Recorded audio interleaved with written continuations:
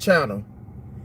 So a few minutes ago, I did a live stream on behalf of black women claiming the title of being the most educated group of women out of all other groups of women, groups and nationalities of women in the U.S. alone. However, they first and foremost lead in a number of STDs. By the way, for some reason, that last line pertaining to the same exact topic was ended prematurely, so my apologies. I just wanted to let everybody know. But this is what I wanted to touch on. Like I said in the previous chat, you may be some of the most highly educated women in the U.S., especially compared to us black men. However, you make some of the worst choices in men. Why is that, and how is that? You claim to be so highly educated and intelligent, but yet and still, so many of you pick guys who mean you no good.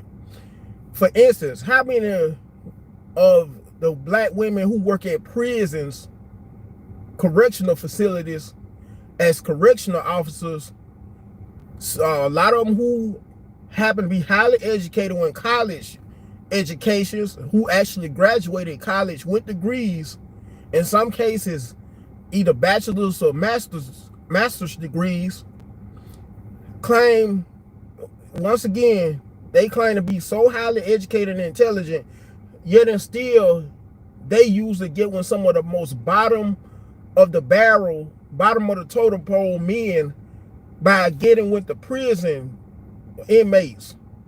And this happens all the time. Don't get me wrong, other groups of women do it, but I'm referring specifically to my sisters, my black sisters. You claim to be so highly educated and so intelligent, but yet and still, why would you choose those types of men who can't even rub two niggas together, both figuratively and literally speaking, men who in some cases could barely read, could barely spell, men, if you were in Hi Brandon Green and or Miss Green, if you don't really like people referring to you by your whole name, thanks for joining the live.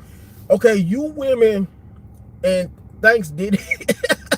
I hope it's not the real Diddy who joined this with all that hot water you with. Anyway, I like to joke from time to time. You are the same women, some of you, like I just stated, who work at prisons. Yeah, you can say a joke. Work at prison / correctional facilities, who choose these types of men. Once again, men who may be doing life in prison. Once again, men who can't even much spell in some instances.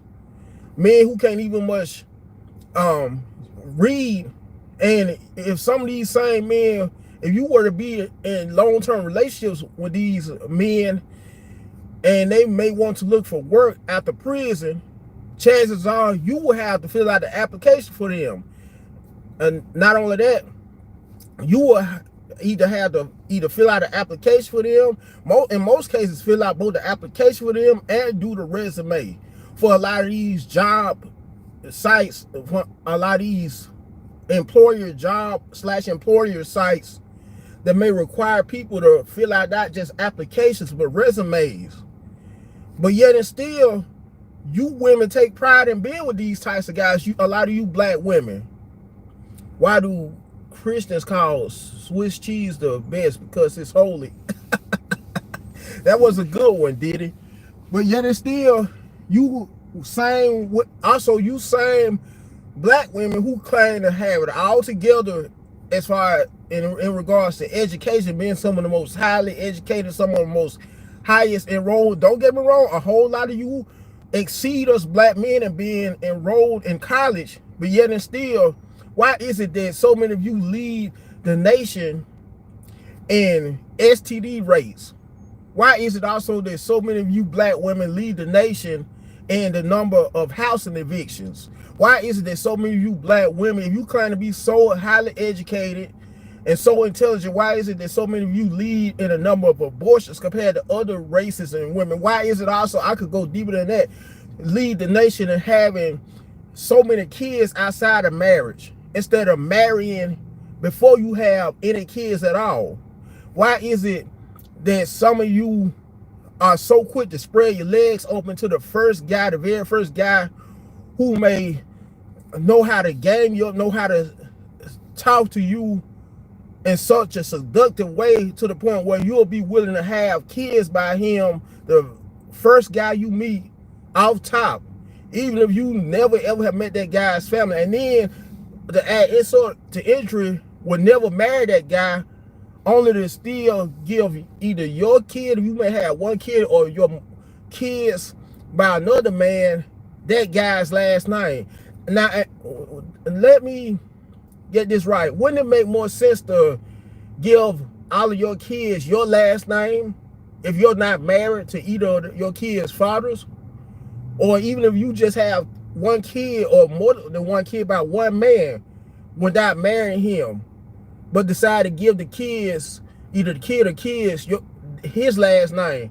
Wouldn't it be more logical to give them your last name? I'm just saying, if you claim to be so highly educated and so intelligent, black women. Anyways, let me end this part 2 of the last live stream that ended once again prematurely. And once again, I apologize. Until next time, you guys have a good one.